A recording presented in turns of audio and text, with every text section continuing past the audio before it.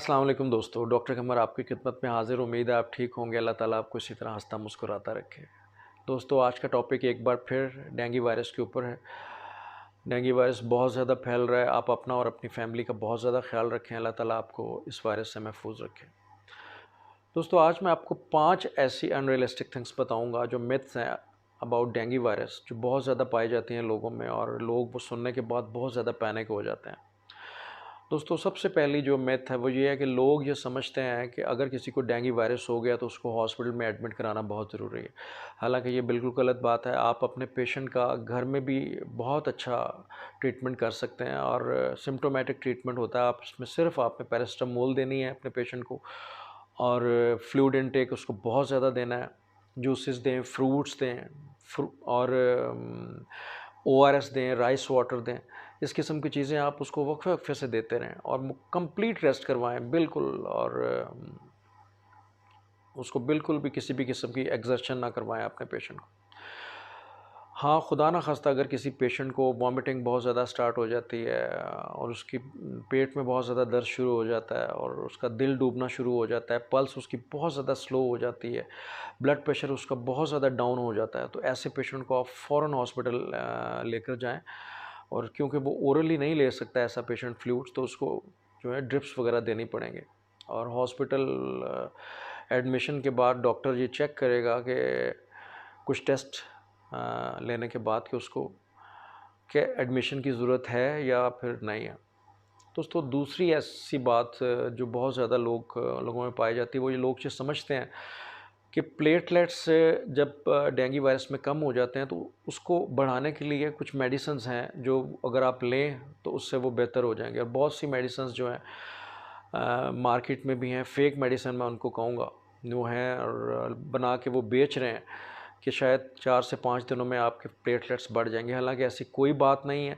ये एक self limiting disease है और ऑटोमेटिकली आपके जो प्लेटलेट्स हैं वो 7 से 8 दिनों में बढ़ना शुरू हो जाते हैं। तो कोई मेडिसिन ऐसी नहीं है जिससे आपके प्लेटलेट्स बढ़े। तो लोग मुख्तलिफ़ किस्म की दवाइयाँ लेते हैं, तो ऐसी कोई चीज़ नहीं लेनी चाहिए, इससे इज्तनाब करना चाहिए क्योंकि ये आपको नुकसान भी पहुंचा सकते हैं। दोस्तों, तीसरी ऐसी मिथ जो वो ये है कि लोग ये समझते हैं कि उनके पेशेंट की डेथ खुदा ना खास्ता प्लेटलेट्स के डाउन होने की वजह से हुई है और हॉस्पिटल में बहुत ज़्यादा हंगामा भी करते हैं और झगड़ा भी करते हैं डॉक्टर से कि उन्होंने उनके पेशेंट में प्लेटलेट्स डाउन होने के बाद प्लेटलेट्स ट्रांसफ्यूज़ नहीं किए, जिसकी वजह से उनके पेशेंट की डेथ हो गई। हालांकि ऐसी बात नहीं है।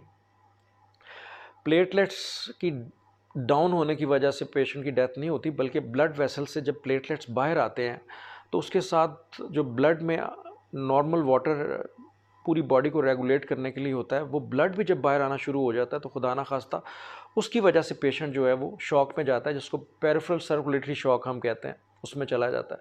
और फिर बास पेशेंट्स में रेड कलर के धब्बे पड़ जाते हैं पूरी बॉडी पे और ब्लीडिंग भी स्टार्ट हो जाती है और उसको हम डेंगू हेमरेजिक फीवर कहते हैं। तो ऐसी कंडीशन बहुत ज़्यादा ख़तरनाक होती है। तो ये बहुत कम पेशेंट्स में होती है, अल्लाह रहम करे। अगर आप फ्लूइड इनटेक अपने पेशेंट का सही मानों में रखते हैं और आप ये नोट करते हैं कि उसका फ्लूइड लेवल ठीक है, और उसको चेक करने के लिए एक टेस्ट है हेमाटोक्रेट, ब्लड CP आप करवाएं, उसमें HCT टेस्ट होता है। वो नॉर्मल रेंज जो उसकी है 32 से 38 तक होती है। अगर इससे ज़्यादा बढ़ना शुरू हो जाए, वो 40, 42, 43 तक चला जाए, तो आप फ़ौरन अपने पेशेंट को जो है फ्लूइड देना शुरू कर दें। अगर वो ओरली नहीं ले सकता तो उसको ड्रिप्स दें, नॉर्मल सलाइन दें, अल्टरनेटिवली आप उसको रेंगर लैक्टेट भी लगा सकते हैं। तो ये ऐसी कंडीशंस हैं जो आप नोट फरमा लें। आप ये सारी चीज़ें जो हैं वन बाय वन पेशेंट में, अगर खुदा ना खास्ता कोई भी ऐसा सिम्टम आता है तो उसको आप घर में भी ट्रीट कर सकते हैं, और अगर आप देखें कि घर में आपसे नहीं है ट्रीटमेंट हो रही तो फिर आप उसको हॉस्पिटल लेके जा सकते हैं। दोस्तों, चौथी ऐसी मिथ है कि लोग ये समझते हैं खुदा ना खास्ता कि अगर डेंगू वायरस हो गया किसी पेशेंट को तो वो शायद जानलेवा है और उसका कोई इलाज नहीं है। ऐसी कोई बात नहीं है। डेंगू वायरस का इलाज है और उसका सिम्टोमेटिक इलाज है। आप ये कह सकते हैं कि डेंगू वायरस को हम मार तो नहीं सकते, लेकिन जब तक वो आपकी बॉडी में मौजूद है, हम अपनी बॉडी का ट्रीटमेंट, सिम्टोमेटिक ट्रीटमेंट फ्लूइड देने से इस तरह कर सकते हैं कि कम से कम नुकसान पहुंचे डेंगू वायरस से हमारी बॉडी को। तो हम ये कह सकते हैं कि डेंगू वायरस का इलाज है किसी हद तक, मतलब हम उसको मार तो नहीं सकते लेकिन उसका इलाज है। पांचवी ऐसी मिथ जो ये है कि लोग ये समझते हैं कि अगर एक मरतबा डेंगू वायरस हो गया तो हमें दोबारा नहीं होगा, हालांकि ये गलत है दोस्तों। डेंगू वायरस की 5 अक़साम हैं और अगर खुदा ना खास्ता आपको एक टाइप का वायरस हो जाता है तो आपकी बॉडी में एंटीबॉडीज़ बनना शुरू हो जाती हैं टाइप 1 के अगेंस्ट। आपकी बॉडी जो है लाइफ लॉन्ग जो है ना, जो है उस वायरस के अगेंस्ट इम्यून हो जाती है। लेकिन खुदा ना खास्ता अगर टाइप 2 अगर आपको हो जाता है तो वो उस समझ लें कि आपकी बॉडी का इम्यून सिस्टम उसके ख़िलाफ़ काम नहीं करेगा, ठीक है। तो वो फिर आपको डेंगू वायरस टाइप 2 भी हो सकता है, 3 भी हो सकता है।